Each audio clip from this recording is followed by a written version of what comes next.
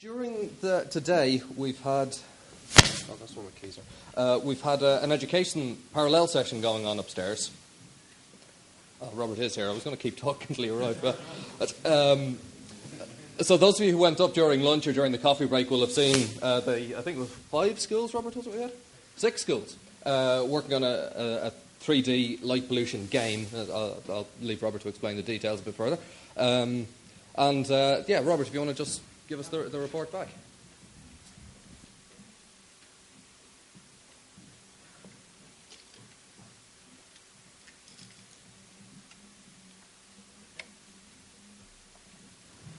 Thank you. And if we could just keep that over mic handy, okay, yeah, for the students. Okay, folks, well, I thought what I would do would be to give you a PowerPoint, but I'm pretty sure at this stage you're all suffering death by PowerPoint. And to be honest, no matter what I would do now, would not be anywhere near as good as what I just saw upstairs. For any of you that came up to that session with the students from the north and south, it really was mind-blowing. As I mentioned earlier today, the 6 schools, 2 from the north, 4 from the Republic of Ireland, were set a task only 3 weeks ago. You've got to remember 3 weeks ago, that was the beginning of term. So they were literally back in school one day, then they were dragged out of class, put in this strange environment, and said, you're going to talk about a subject you know nothing about, using an authoring tool and gaming tool you know nothing about. And you've got 3 weeks to do it, and you're going to give a talk in front of everybody else. It's quite a task. Not only did they rise to the task, I am really impressed and incredibly proud of every single one of those pupils. If any of you were up there, it really was utterly fantastic what they have done. Not only had they produced a game relating to light pollution, I heard 2 11-year-olds talking about Bloom's taxonomy.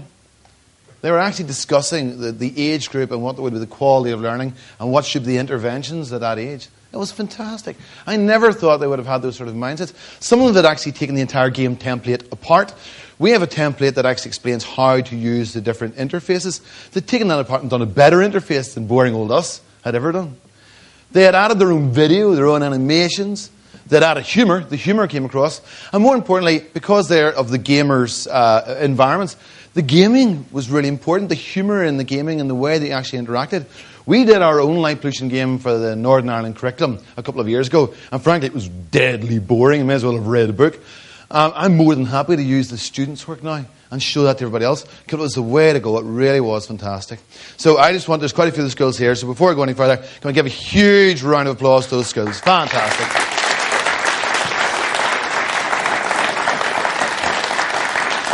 Well done, guys. Now, I have talked enough. I've been talking all day and all yesterday. So rather than me explain the skills, as I said, one of the things I'm very interested in is the skills that are developed as part of the game, the underlying skills. I thought it would be a very brave thing for some of the students to do is to come down here and to explain themselves what they have learned from the experience. So I think we've got 1 or 2 pupils from Belvedere and from De La Salle. And if anyone wants to come down from Santa Sabina, that's fine. But could you come over now, folks, and we can talk to you? So give them a round of applause, please. Very brave to come down.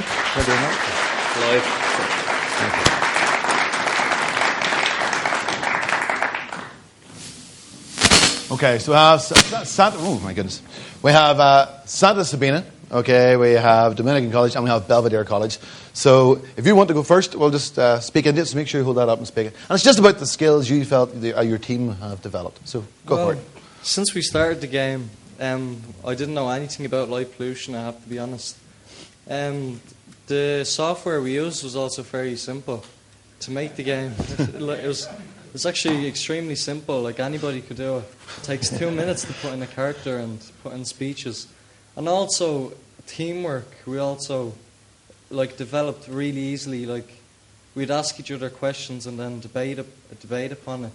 And it was really simple. And over the course of the 3 weeks, I'd say the 3 people that I worked with, I didn't actually really know.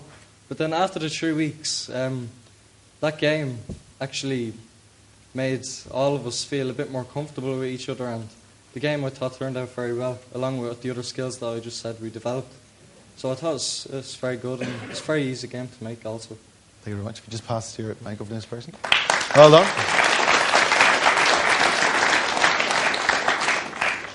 Yeah, it was pretty much the same as well. It was just learning all about the different skills of how to make the game and everything, and it was once you got into it, it was easy enough to make. And again, with the team building skills, it was just everybody got a lot closer together. And again, I didn't know the three girls very well, and I feel that I know them a lot better now. And it was very frustrating at times when the game didn't work, but we got through it, and so we learned patience as well. But it was very enjoyable to make. But yeah, thanks. Thank you.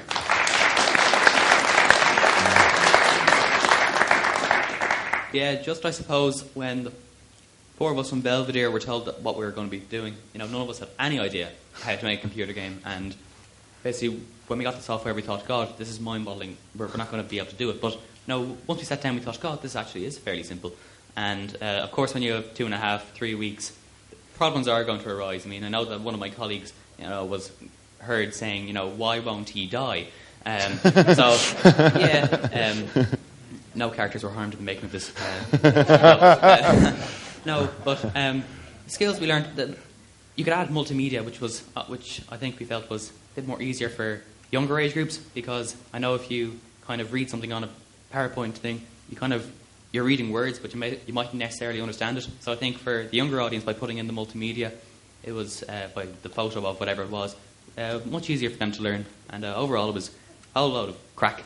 I said crack. It was brilliant. So thanks to me and Rob. Okay, well done. Can we give them a huge round of applause? Thank you very much. And just to get the teacher's perspective, I'd like to ask Paul Nugent, who was actually one of the main organisers of getting the schools together, to come up and give his reflections from the teacher's point of view. Thanks, Rob. Hi, yeah, I'm just one of 5 teachers who were really put to our collar with this challenge. Challenge being a very operative word. To actually take this on, Rob contacted me in May and said, look, we want to do this as part of International Euroastronomy. I said, yeah, okay, but do you realise that our students are practically on holidays now at the moment? There's no way that they're going to want to do anything, particularly with computers, coming up to the summer. So we said that we'd shelve it and focus it in September. And as Rob said, we were just literally back. Students were finding and going into new subjects. They were finding their bearings. And I was coming along, roping in favours from other teachers in other schools and saying, look, this is going to be really good. And thank you, the other teachers, for having the faith. And I'll buy you a pint each at least, okay? But also the students. And there was a tremendous response from the students in my school in particular. And I had a job picking a team of 4. Okay, I was going to try and slip in another team, but I knew he'd spot it. A lot of the work in our school was done on the students' own time.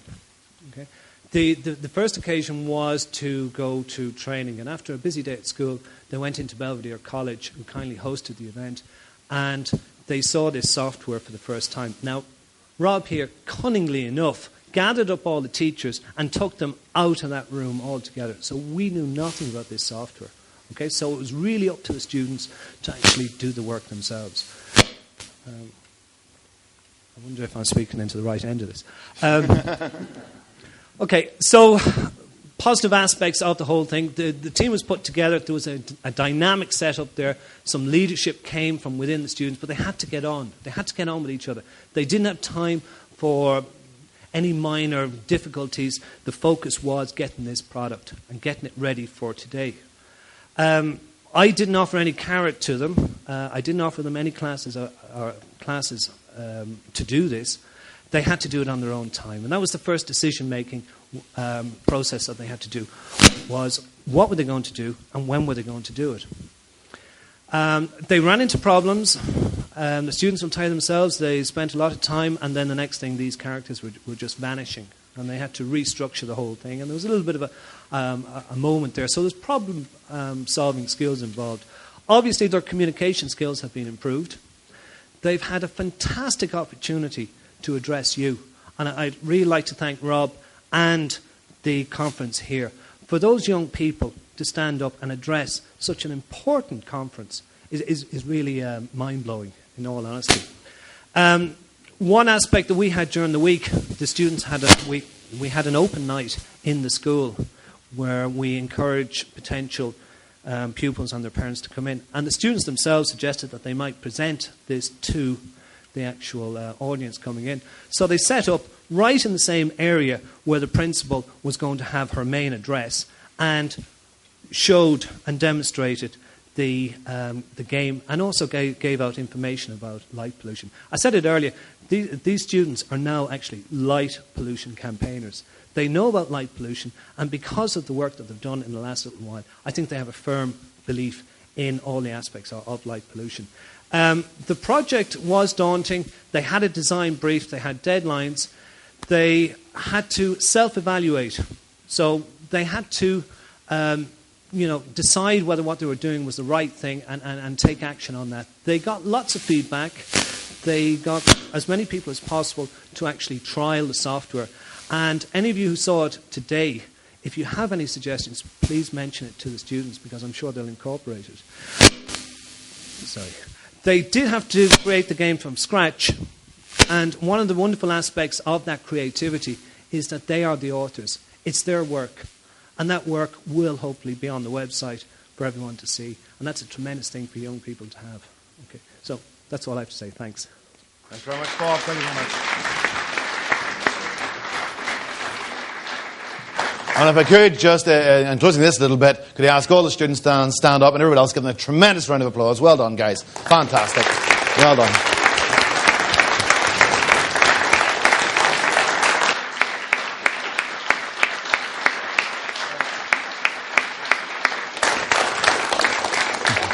Thank you.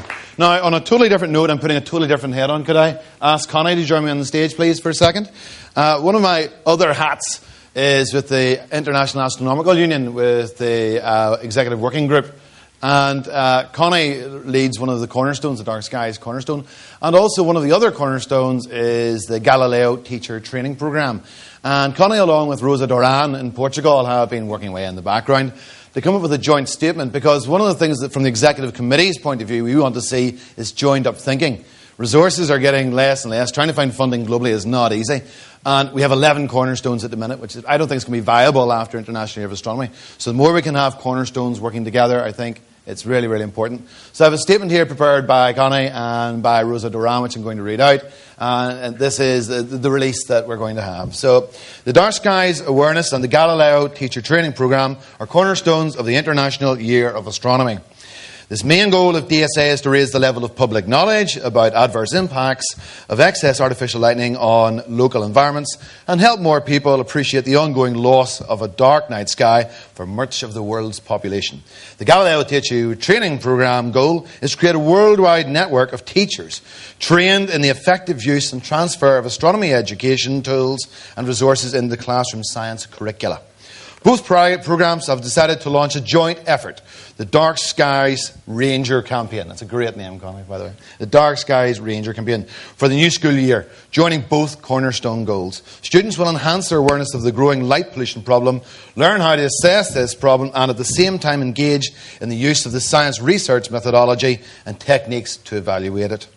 DSA education resources are part of the Galileo Teacher Training Programme offered package, and a joint campaign is an effective means to provide incentive to practical use of the educational resources in an effective project. Students will be invited to evaluate the light pollution problem in their school neighbourhood, assess the consequences, and deliver reports to school boards or local authorities. Participants will have an active participation in the raising of awareness, it says among peers, I think that means peers, that's Rose's English, among peers and local community, and have the possibility to suggest practical ways to tackle the problem. While performing the task, students will enhance several skills, as I've mentioned earlier, such as communication, evaluation, creativity, and critical and problem-solving thinking. All participants will receive a participation certificate, and this is important, because that's knowledge transfer, and it is also transferable across regions. The most active ones will be entitled to receive a Dark Sky Ranger certificate.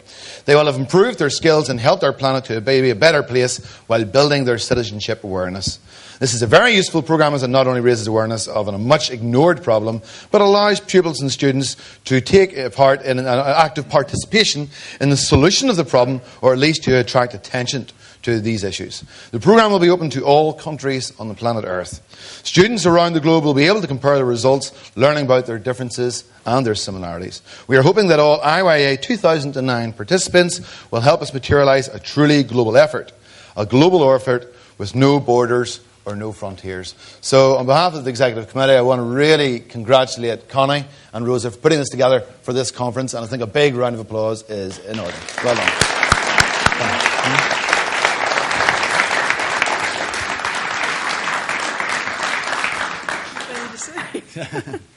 I think it's all been said. That's all been said. Okay. Yeah. Well, I hope everybody will look at the program and take advantage of it if they can.